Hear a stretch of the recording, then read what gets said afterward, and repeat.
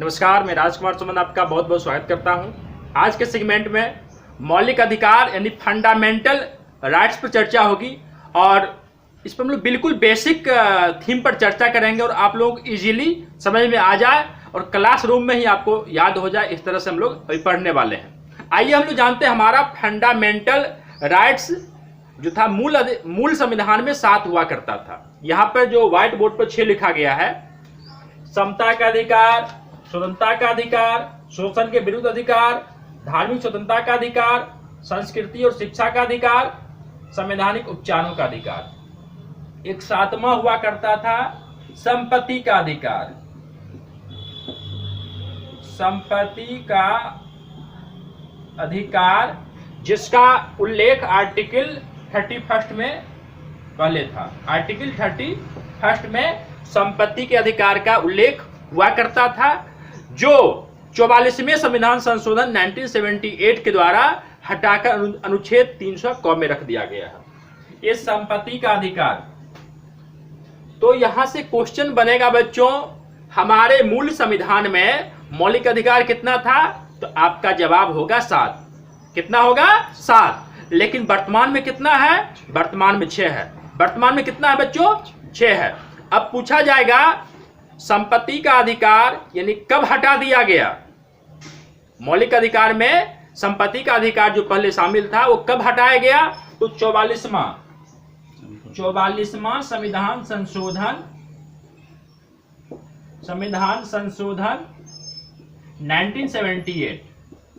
1978 में 44वां संविधान संशोधन हुआ था। इसी के द्वारा संपत्ति के अधिकार को मूल अधिकार से हटाकर वर्तमान अनुच्छेद 300 क में रख दिया गया है।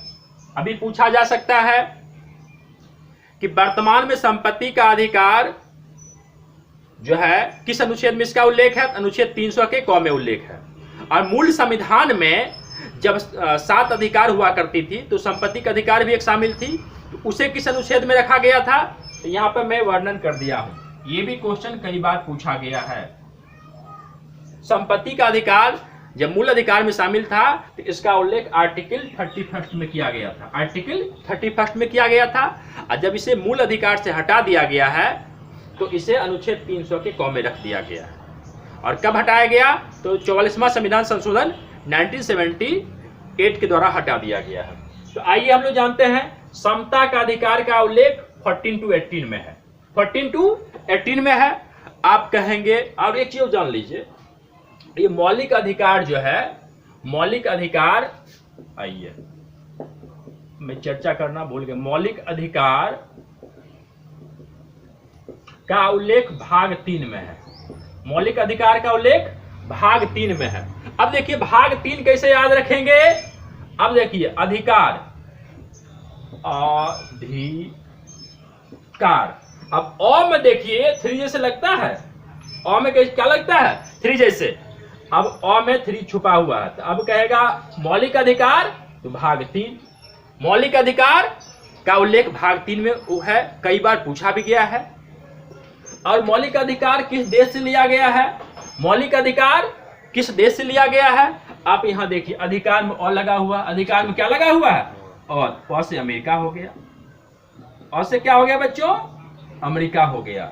ये दोनों कई बार पूछा गया है। अब मौलिक अधिकार का उल्लेख किस भाग में है? अब देखिए अ में 3 छुपा हुआ, 3 जैसे है, तो 3 हो गया, भाग 3। अ से अधिकार होता है, अ से अमेरिका होता है। मौलिक अधिकार का उल्लेख भाग 3 में है और किस देश से लिया गया है? तो ये अमेरिका यानी कि यूएसए से लिया गया है, यूनाइटेड स्टेट ऑफ अमेरिका से लिया गया है। अब आइए, तो मैं पहले बता चुका हूं मूल संविधान मौलिक अधिकार 7 हुआ करता था, वर्तमान में 6। अब यहां पर देखिए, और इसका अनुच्छेद 12 से 35, अनुच्छेद 12 से 35 मौलिक अधिकार का वर्णन अनुच्छेद 12 से 35 में किया गया है और भाग 3 में किया गया है। भाग 3 में किया गया है और आर्टिकल 12 to 35 में किया गया है। लेकिन यहाँ पर जो 6 अधिकार मिली ये तो हटा दिया गया है। अब यहाँ 14 से 18 में समता का अधिकार, समता मतलब समानता का अधिकार। कानून की नजर में सभी लोग इक्वल है, सभी लोग धर्म जाति के आधार पर किसी के साथ भेदभाव नहीं कर सकते हैं, नहीं, कॉन्स्टिट्यूशनल राइट है, सब इक्वल है। अब आइए स्वतंत्रता का अधिकार, आर्टिकल 19 to 22 में एक स्वतंत्रता का अधिकार दिया गया है। उसमें घूमने का अधिकार है, जीवन जीने का अधिकार है, प्रेस की आजादी है, उस पर भी हम चर्चा करेंगे विस्तार से।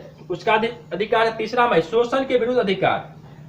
अगर कोई आप पर शोषण कर रहा है तो इसके अगेंस्ट आप कोर्ट जा सकते हैं, हाई कोर्ट जा सकते हैं, सुप्रीम कोर्ट जा सकते हैं। इसका उल्लेख है 23 से 24 में।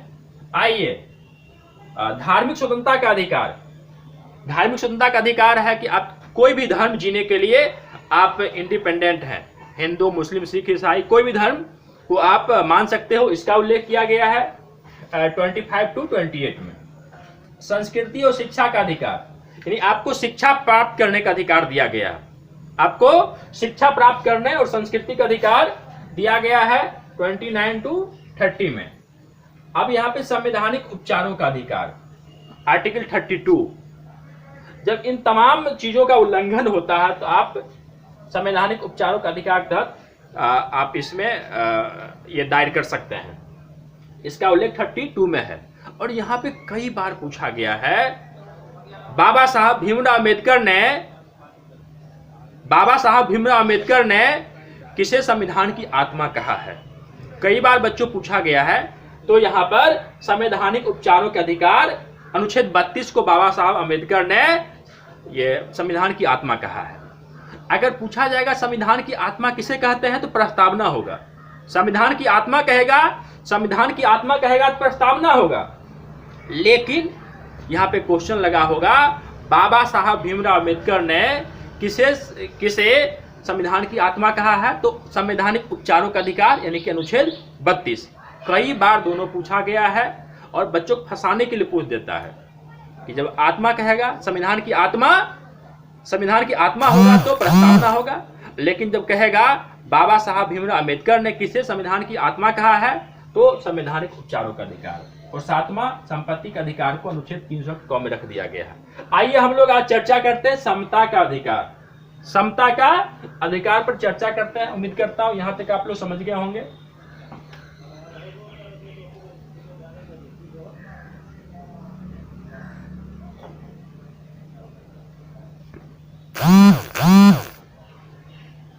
अब देखो बच्चों, आप यहां पर ध्यान दिए होंगे 12 से 35 में लिखा था और यहां पर मैं 14 शुरू किया हूं। आप सोचते होंगे 11 और 12 कहां चला गया? 11 और 12 में राज्य के संपत्तियों का उल्लेख मिलता है।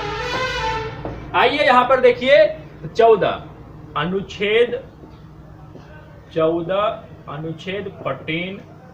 15, 16, 17 काफी महत्वपूर्ण है बच्चों,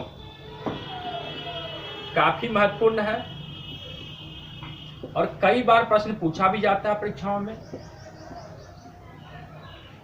अब देखिए यहां पर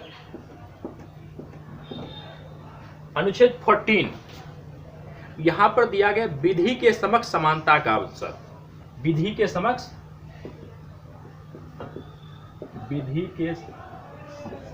समानता।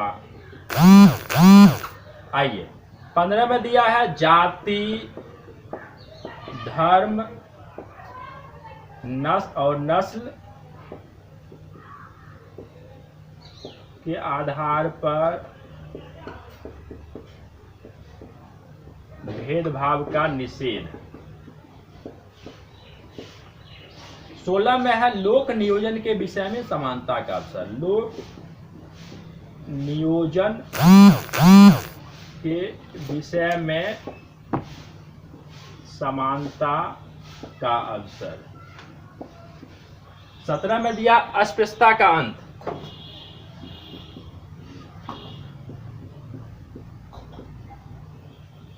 18 में दिया उपाधियों का अंत।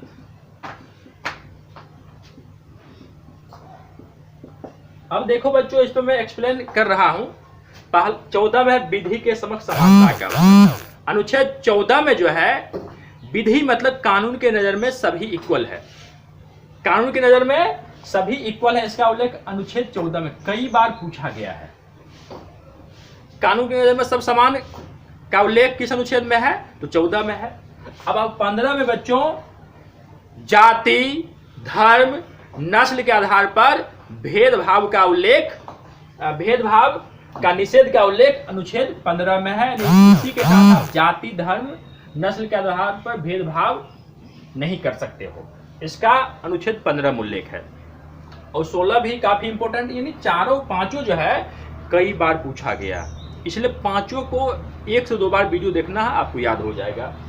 अनुच्छेद 16 लोक नियोजन के विषय में समानता का अवसर। लोक नियोजन क्या होता है? नौकरी, आप तमाम बच्चे नौकरी का प्रिपरेशन कर रहे होते हैं, तो नौकरी में सभी का समान इक्वल दिया गया। आप कहेंगे SC OBC को आरक्षण दिया गया है, हाँ दिया गया है, क्योंकि वो SC ST और OBC को अपग्रेड करने के लिए, समाज में उसका स्थिति दयनीय हुआ करती थी। आजादी से पहले इन तमाम SC ST और OBC, अभी भी समाज में स्थिति काफी दयनीय है, उसे अपग्रेड करने के लिए, समाज में बराबर का दर्जा देने के लिए, जिस तरह से खेत को लोग किसान जुताई करता है और ऊपर खाबर हो तो उसे पाटने का चौकी देता है, तो चौकी देने के लिए SC ST और OBC का आरक्षण दिया गया है कि भाई हम UR के पैरेलल इसको खड़ा कर सके। तो आइए इसे कैसे याद करेंगे? अधिकांश नौकरियों में आपको यानी 16 साल में गेट पास मिल जाती है, जैसे कि एयरफोर्स में या फिर इंडियन आर्मी में, थल सेना में 16 साल के बाद आप नौकरी के लिए आवेदन कर सकते हो। तो उससे याद कर सकते हो अनुच्छेद 16 और लोक नियोजन के विषय में समानता का अवसर। 19 में अस्पृश्यता का अंत का उल्लेख है। अस्पृश्यता से तात्पर्य है छुआछूत के जो अंत का उल्लेख किया गया। जो छुआछूत के बारे में प्रचार प्रसार करेगा उसको इस आर्टिकल के तहत कानून के द्वारा सजा दी जाएगी। अब देखो बच्चों आर्टिकल 18 में उपाधियों के अंत का उल्लेख मिलता है। उपाधि से क्या तात्पर्य है? जब अंग्रेज का इंडिया आगमन हुआ था तो वो बहुत सारे इंडियंस को राय बहादुर, सर की उपाधि दिया करते थे। तो उस दरमियान होता क्या था, काफी अच्छे लोगों को भी उपाधि दी जाती थी और कई बार जो खराब लोगों की उपाधि दी जाती थी। खराब लोग जब उपाधि दे दी जाती थी तो वो लोग जो अच्छे लोग साथ इल ट्रीट करते थे, इसीलिए आर्टिकल 18 के उपाधियों का अंत कर दिया गया। आप तो बच्चों कहेंगे भारत रत्न, पद्म विभूषण, पद्मश्री या महावीर चक्र, परमवीर चक्र, ये क्या है? ये उपाधि नहीं है, ये पुरस्कार है, इसे उपाधियों की श्रेणी में नहीं रखा गया है। तो आप लोग देखो बच्चों, एक बार मैं ओवरव्यू देख लेता हूँ। आर्टिकल 14 में विधि के समक्ष समानता का अवसर का उल्लेख है। आर्टिकल 15 में जाति, धर्म, नस्ल के आधार पर भेदभाव का उल्लेख, भेदभाव के आधार पर जो है ना भेदभाव का उल्लेख का अंत किया गया है। आर्टिकल 16 में लोक नियोजन के विषय में समानता का अवसर का उल्लेख है। आर्टिकल 17 में अस्पृश्यता के अंत यानी छुआछूत के विरोध किया गया है, उसका उल्लेख है। आर्टिकल 18 में उपाधियों के अंत का उल्लेख किया गया बच्चों। अब हम लोग पुनः अगले सेगमेंट में अगले तमाम पांचों अधिकार पर, मौलिक अधिकार पर चर्चा करेंगे। आज के लिए इतना ही, धन्यवाद।